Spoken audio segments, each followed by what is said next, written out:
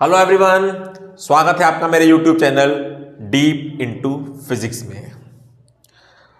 पिछली वीडियो में मैंने बताया था इंस्टेंटेनियस और एवरेज वेलोसिटी के बारे में, जो कि बहुत इंपॉर्टेंट कंसेप्ट है फिजिक्स में, और उसको मैंने बहुत डिटेल से अच्छी तरीके से समझाया था कि इंस्टेंटेनियस वेलोसिटी का कंसेप्ट जो है क्यों आया और कहाँ से आया। तो हमने ये सीखा था वेलोसिटी इज इक्वल टू, जहां भी आप देखिए वेलोसिटी लिखा हुआ तो उसका मतलब होता है इंस्टेंटेनियस वेलोसिटी। ये इंस्टेंटेनियस वेलोसिटी है। और जहां पे एवरेज वेलोसिटी होगी वहां पे प्रॉपर लिखा जाएगा एवरेज वेलोसिटी। तो इसको हम डिफाइन करते हैं ds बाई dt से। इसको आप इस तरीके से भी लिख सकते हैं ds t बाई dt। मतलब जो डिस्टेंस कह लीजिए, पोजीशन कह लीजिए, डिस्प्लेसमेंट कह लीजिए, जो पोजीशन चेंज हो रही है ds ये है चेंज इन पोजीशन, वो विद रिस्पेक्ट टू टाइम के रिस्पेक्ट में चेंज हो रही है। ठीक है, तो ये डिटेल से हमने पिछली वीडियो में समझा था। इसको आप इस तरह से भी लिख सकते हो, लिमिट डेल टेंड्स टू 0। और पिछली वीडियो में मैंने लिमिट्स के बारे, ये एक ही है, चाहे इसको इस तरह से लिखो या इस तरह से लिखो या फिर इस तरीके से लिखो। मैं आपको ये समझा इसलिए रहा हूँ ताकि आपको पता लगे कि ds बाई dt कुछ नहीं है, सिर्फ ये ही है। और इसको सिंपल और बेसिक इसका इस तरह से होता है, limit del tends to 0 S T plus del T divide by del T. ये बेसिक है इसका, जो कि पिछली वीडियो में काफ़ी डिटेल से समझाया गया है। ये कंसेप्ट आप 11th क्लास के लिमिट चैप्टर में भी पढ़ोगे। मैथमेटिक्स में लिमिट चैप्टर होगा 11th क्लास का, तो उसमें आप पढ़ोगे ये। तो उस वीडियो में डिटेल से सबको समझा दिया है मैंने। तो आज हम पढ़ेंगे ग्राफ्स के बारे में। मोशन को स्टडी करने के लिए ग्राफ्स बहुत इंपॉर्टेंट होते हैं, और मोशन के लिए नहीं, इसी चैप्टर में नहीं, आगे भी फिजिक्स में हर जगह यूज होंगे ये। तो आज हम ग्राफ का कंसेप्ट समझेंगे, आखिर ग्राफ क्यों इतने इंपॉर्टेंट हैं, ग्राफ की कुछ मैथमेटिक्स समझेंगे।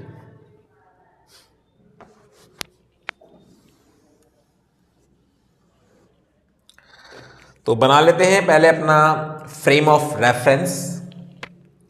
तो हम स्टडी कर रहे हैं मोशन इन स्ट्रेट लाइन। तो ये हमारा एक्स एक्सिस है, तो हमें सिर्फ एक ही डायमेंशन की जरूरत है। तो हम एक ही डायमेंशन ले रहे हैं एक्स एक्सिस का, वाई एक्सिस जेड एक्सिस की हमें जरूरत नहीं है। और यहाँ पे एक वॉच लगा देंगे हम, ये वॉच मान लीजिए।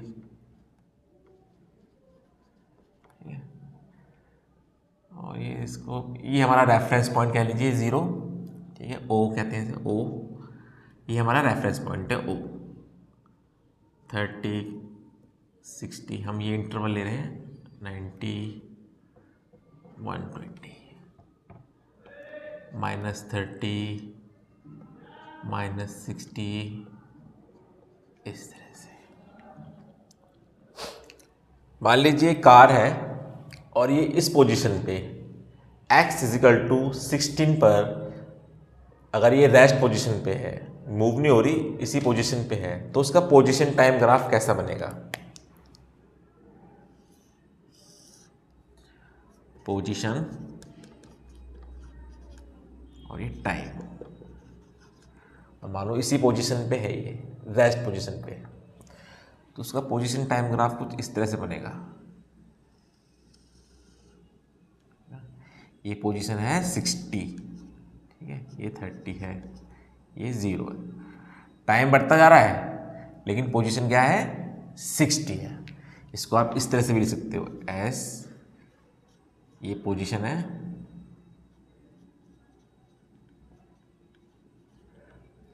t is equal to 60।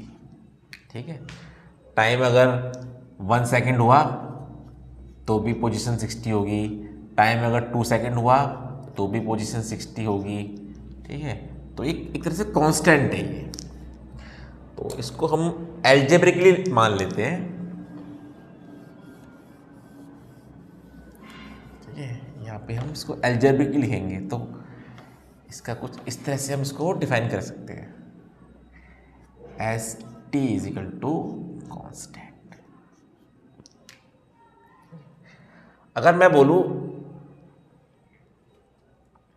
ये कार जो है इसी पोजीशन पे है, लेकिन इसका वेलोसिटी टाइम ग्राफ क्या होगा, इसका वेलोसिटी टाइम ग्राफ, इसका वेलोसिटी टाइम ग्राफ होगा, ये टाइम है और ये वेलोसिटी है। वेलोसिटी मतलब इंस्टेंटेनियस वेलोसिटी। जब एवरेज वेलोसिटी होगी तो प्रॉपर में बोलना भी होगा कि एवरेज वेलोसिटी क्या है, इंस्टेंटेनियस वेलोसिटी। तो उसका ग्राफ इस तरह से होगा, इस लाइन के ऊपर, ये इस लाइन के ऊपर, आप समझ रहे हैं ना, क्योंकि ये यहाँ पे रेस्ट पोजीशन पे है, ये कार जो है रेस्ट पोजीशन पे है, तो उसकी वेलोसिटी क्या है, 0। चाहे कुछ भी टाइम हो, वेलोसिटी क्या है, 0। तो ये इस तरह से ग्राफ बनेगा, मतलब V T is equal to 0, ठीक है। इसी तरह मान लीजिए कार जो है मूव कर रही है इस तरह से, यूनिफॉर्म वेलोसिटी से मूव कर रही है, यूनिफॉर्म मोशन में है, तो उसका ये टाइम है, ये पोजीशन है, तो उसका पोजीशन टाइम ग्राफ किस तरह से बनेगा, इस तरह से बनेगा। इस तरह से बन सकता है अगर कार अपोजिट डायरेक्शन में मूव कर रही है इस तरह से, तो ये इस तरह से बनेगा, ठीक है। मतलब जहाँ से स्टार्ट किया था पोजीशन थी x इक्वल टू 120, ठीक है, और धीरे धीरे धीरे धीरे इस तरह, और ये नीचे भी जा सकती है इस तरह से, अगर ये इस डायरेक्शन में जाएगा। तो हम एक सिंपल केस लेंगे, हम ये वाला केस लेंगे,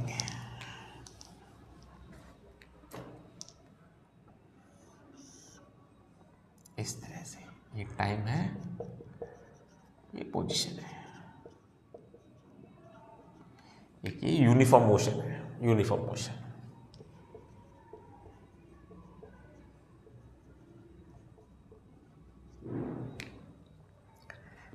तो इसको हम किस तरह से डिफाइन करेंगे, इसको हम डिफाइन करेंगे इस तरह से,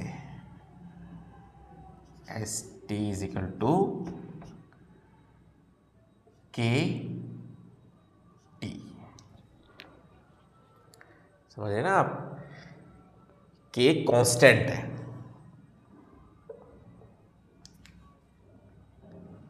मान लीजिए के की वैल्यू मान लीजिए 20 है या फिर 5 मान लीजिए, ठीक है। जब टाइम 1 सेकेंड होगा तो डिस्टेंस कितना कवर होगा, 5 इंटू 1 सेकेंड, यानी कि 5 मीटर किलोमीटर जो भी, ठीक है। टाइम 2 सेकेंड होगा तो 5 इंटू 2 10 मीटर। एक तरह से जो अपने डिस्टेंस फार्मूला जो बचपन से हम distance is equal to speed into time, तो एक तरह से ये उसी तरह से है, स्पीड इंटू टाइम। तो ये जो है यूनिफॉर्म मोशन में ही यूज होता है। तो ये इस तरह से, अगर मैं बोलता हूं इसी का वेलोसिटी टाइम ग्राफ कैसा होगा, तो उसका वेलोसिटी टाइम ग्राफ होगा इस तरीके से, टाइम, ये वेलोसिटी है, देख रहे हो आप। यूनिफॉर्म मोशन कब होता है, जब वेलोसिटी कांस्टेंट हो। यहाँ पे वेलोसिटी क्या है, कांस्टेंट है, ये के है। ये कैसे आया, ये इस तरह से आया, क्योंकि इंस्टेंट वेलोसिटी क्या होती है, इंस्टेंट वेलोसिटी होती है D S by D T, मतलब डी एस डी टी, और ये क्या है हमारा K T is equal to D K T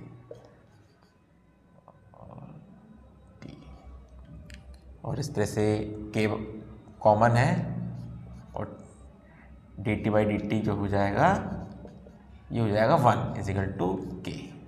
ये आप पढ़ेंगे डेरिवेटिव्स में 11th क्लास के लिमिट और डेरिवेटिव के चैप्टर में, इसकी डिफरेंशिएशन की प्रॉपर्टीज ये सब। और सेम ये इसको भी आप सेम इस तरह से कर सकते हैं। ये देखिए the instantaneous velocity D S by D T is equal to ये क्या है K D K by D T. Constants का डेरिवेटिव होता है 0, तो ये क्या आ गया v 0। ये देखिए मैंने यहाँ लिख दिया है, ठीक है। इसी तरह नॉन यूनिफॉर्म मोशन में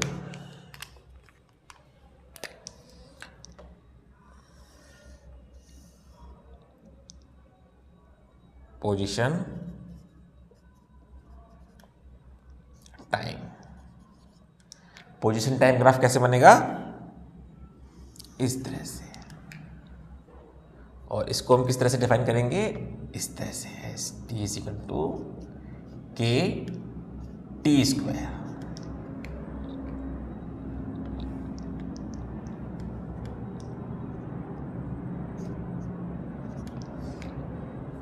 आप देखते होंगे इसको भी थोड़ा सा मैं यहाँ पे कैपिटल लिखा है तो कैपिटल लिखेंगे। जब हम कोई ऑब्जेक्ट को ड्रॉप करते हैं, किसी भी शेप का हो, किसी भी मास का हो, हल्का हो, भारी हो, तो आपको पता है जो मैंने पिछली वीडियो में बताया, तो हमारा ये इस तरह से आता है 4.9 टी स्क्वायर का, देखा। तो ये इसी के सिमिलर है। इसके बारे में मैंने डिटेल से पिछली वीडियो में बताया है। तो कोई ऑब्जेक्ट हम ड्रॉप करते हैं, उस ऑब्जेक्ट का जो पाथ होता है, जो मोशन होता है, अगर मैं इसको इस तरह से ड्रॉप कर रहा हूँ तो जो उसका मोशन है ये भी क्या है, non uniform, non uniform motion. मतलब हर इंटरवल पे, चाहे हर इक्वल इंटरवल पे जो डिस्टेंस है वो अलग होता है। इसका वेलोसिटी टाइम ग्राफ कैसा बनेगा, तो ये तो एक ये इस जनरल को लेके चलते हैं, ठीक है। ये तो फ्री फॉल वाला केस में है, तो हम जनरल लेके चलेंगे, एल्जेब्रिकली लेके चलेंगे, ठीक है। इसका वेलोसिटी टाइम ग्राफ होगा कुछ इस, वो हम velocity time graph, velocity time graph पहले हम इसको सॉल्व करते हैं, यहाँ पे करते हैं।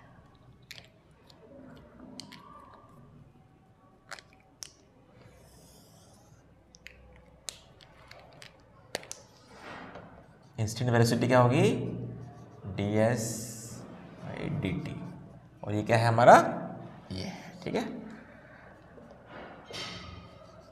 के T square divide by D T, ठीक है। के हमारा बाहर आ जाएगा और डी टी स्क्वायर अपॉन, ये सब पढ़ेंगे आप, और के टू टी यानी कि 2kT, ठीक है। ये तो ये हमारा ये v is equal T is equal to 2kT। तो देखिए ये लीनियर ग्राफ है, लीनियर ग्राफ, लीनियर इक्वेशन है। और लीनियर इक्वेशन का ग्राफ किस तरह से बनेगा, इस तरह से बनेगा। आखिर सवाल उठता है इन ग्राफ्स का यूज क्या है। चलिए मैं समझाता हूं इसके बारे में।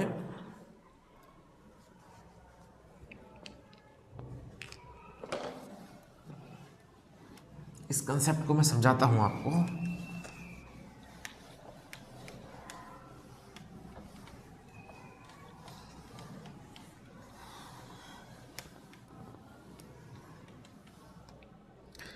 देखिए मैथमेटिक का एक बहुत बड़ा एक कंसेप्ट है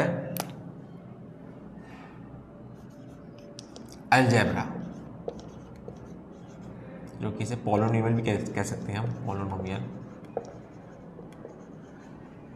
कभी कभार अलजेब्रा की मदद से हम समझते हैं, इसकी मदद से हम समझते हैं ज्योमेट्री को।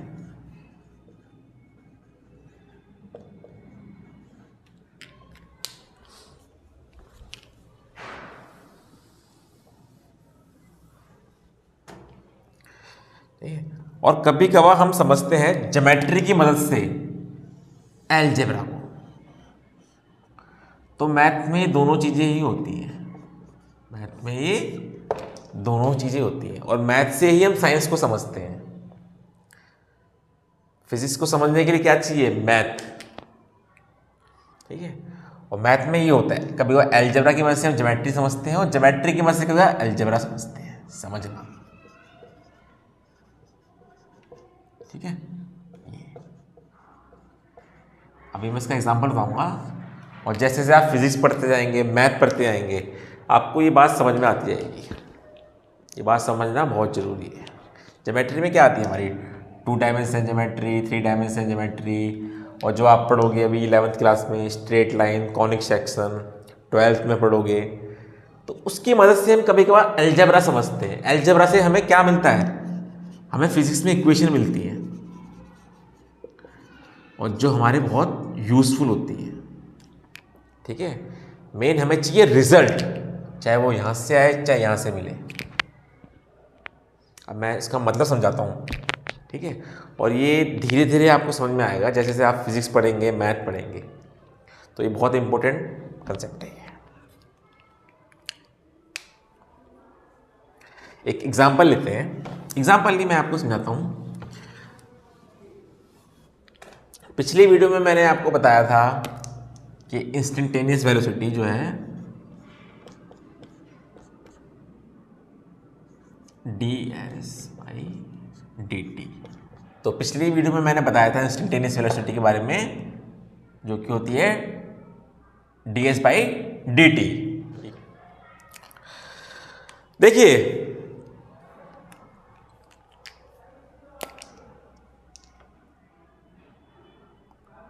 कोई भी ग्राफ ले लीजिए, पहले आप मान लीजिए ग्राफ लिया,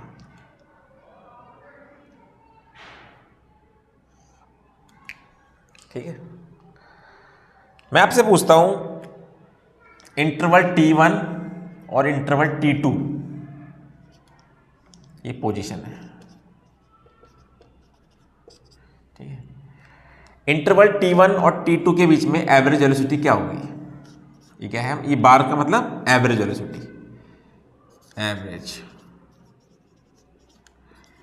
वेलोसिटी, ठीक है। तो आप क्या बताते हो? कौन से कोई इंटरवल लेंगे ना इसमें, t1 से लेके t2 के बीच में इंटरवल पर एवरेज वेलोसिटी क्या है? तो आप कुछ इस तरह से लिखोगे, ये पोजीशन है मान लीजिए x1, और ये पोजीशन है मान लीजिए x2, तो एवरेज वेलोसिटी हो जाएगी x2 minus x1 divide by t2 minus t1, ठीक है। ये एवरेज वेलोसिटी है। लेकिन ज्योमेट्रिकली देखी जाए, ज्योमेट्रिकली अगर देखा जाए तो ये क्या है? ये अगर ज्योमेट्रिकली देखा जाए, मान लीजिए ये पॉइंट है P1 और ये पॉइंट है मान लीजिए P2, ठीक है। अगर यहाँ पे मैं एक स्ट्रेट लाइन ड्रॉ करता हूँ, ये स्ट्रेट लाइन है, ठीक है, और मैं स्लोप ऑफ लाइन P1 और P2 का स्लोप निकालता हूँ। आपको स्लोप जो है आप पढ़ेंगे 11th क्लास की स्ट्रेट लाइन मोशन में, मैथ की बुक में, ठीक है। तब तक मैं आपको समझा देता हूँ स्लोप्स के बारे में। स्लोप क्या होता है? मान लीजिए कोऑर्डिनेट प्लेन है, ठीक है, x y y, ये कोऑर्डिनेट प्लेन है। मान लीजिए कोई लाइन है, ये लाइन है, इस तरह की लाइन है, हर लाइन का एक स्लोप होता है, ठीक है। ये जो एंगल होता है थीटा, जब ये tan थीटा हो जाता है तो इसको हम बोलते हैं slope, slope of this line, slope of this line, ठीक है। और इस लाइन का स्लोप क्या होगा? इस लाइन का स्लोप होगा tan,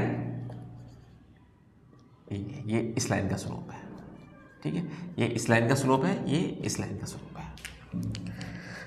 तो ये होता है स्लोप। और tan थीटा क्या होता है? Perpendicular upon base. ठीक है, तो यहां से आप परपेंडिकुलर निकाल सकते हैं, ये परपेंडिकुलर हो गया, ये बेस हो गया, यानी कि y2 minus y1 x2 minus x1।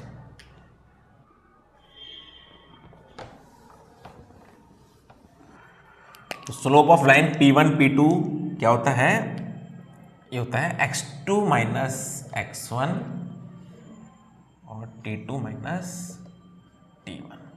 Slope के बारे में आप मैथमेटिक्स में पढ़ेंगे, स्लोप ऑफ लाइन क्या होता है। ठीक है, तो देखा जाए तो ज्योमेट्रिकली क्या हो गया, ये चीज क्या है? यही तो एवरेज वेलोसिटी है, यही तो एवरेज वेलोसिटी है। कौन से इंटरवल में? T1 से लेके T2 के बीच के इंटरवल में। यानी कि एवरेज वेलोसिटी क्या हुआ? Average velocity is equal to slope of line through P1 and P2। तो किस तरह से हमने ये एवरेज वेलोसिटी है ज्योमेट्रिकली पता करी? किस तरह हमने एवरेज वेलोसिटी ज्योमेट्रिकली पता करी? ठीक है, इसका एवरेज वेलोसिटी में ज़्यादा यूज नहीं है, लेकिन अगर देखा जाए इंस्टेंटेनियस वेलोसिटी में। अब इंस्टेंटेनियस वेलोसिटी कैसे फाइंड करें ज्योमेट्रिकली? ठीक है, मान लीजिए यही ग्राफ दोबारा ड्रॉ कर लेता हूं मैं। ठीक है, यहाँ पे टाइम है, ये पोजीशन है, और ये नॉन यूनिफॉर्म मोशन का ग्राफ है इस तरह से। ठीक है, अब मैं बोलता हूं टाइम T1 पे, टाइम T1 पे इंस्टेंटेनियस वेलोसिटी क्या होगी? ये हम फाइंड करेंगे ज्योमेट्रिकली। हम फाइंड करेंगे। देखिए, पिछली वीडियो में मैंने बताया था इंस्टेंटेनियस वेलोसिटी हम फाइंड नहीं कर सकते। हम क्या करेंगे? हम एवरेज वेलोसिटी फाइंड करते हैं पहले, छोटे से छोटे इंटरवल में। जितना इंटरवल जितना छोटा होगा, हमारी इंस्टेंटेनियस वेलोसिटी उतनी ही एक्यूरेट आएगी। ठीक है, मान लीजिए अगर हम इंटरवल इतना ले लेते हैं, T2 इंटरवल ले लिया, तो ठीक है, मान लीजिए और छोटा लेते हैं, हमने और छोटा इंटरवल ले लिया। चलिए और छोटा लेते हैं इंटरवल, हमने एकदम उसके पास ले लिया। ठीक है, एक तरह से जो स्लोप आएगा वो इस लाइन का आएगा जो टेंजेंट जाएगी इसके, समझना आप।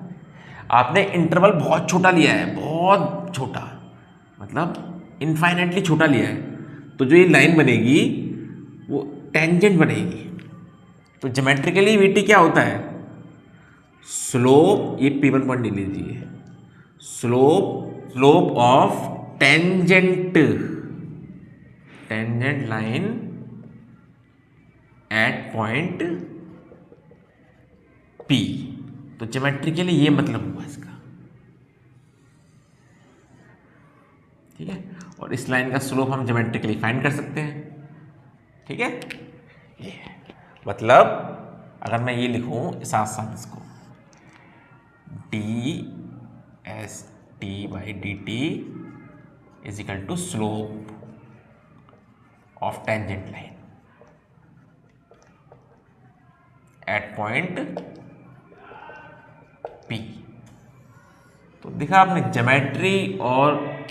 ज्योमेट्री की मदद से हम ये इक्वेशन समझ रहे हैं। ठीक है, और कभी क्या होता है, इक्वेशन से हम ज्योमेट्री समझते हैं। तो ये फिजिक्स में, मैथमेटिक्स में दोनों चीज़ें चलती रहती हैं। कभी कभी हम ज्योमेट्री से अलजेब्रा समझते हैं, कभी अलजेब्रा से हम ज्योमेट्री समझते हैं। और जैसे जैसे आप आगे पढ़ते जाओगे आपको इस कंसेप्ट और क्लियर होता जाएगा। और अब हम इसके बाद, ये वीडियो तो मैं आज यहाँ पे एंड कर रहा हूँ। ठीक है, आप इस कंसेप्ट की प्रैक्टिस कीजिए, ये ग्राफ आप खुद बना के देखिए और ये कंसेप्ट समझने की कोशिश कीजिए। ठीक है, इसके लिए जरूरी होगा जो आप पहले वाली वीडियो देखेंगे ना, तब आपको ये भी समझ में आ जाएगा। ठीक है, अगर आपको कन्फ्यूजन हो रही है दूसरा नेक्स्ट वीडियो में हम सीखेंगे एक्सेलरेशन के बारे में, कैसे इसी कंसेप्ट को आगे लेके हम एक्सेलरेशन समझते हैं। ठीक है, थैंक यू सो मच।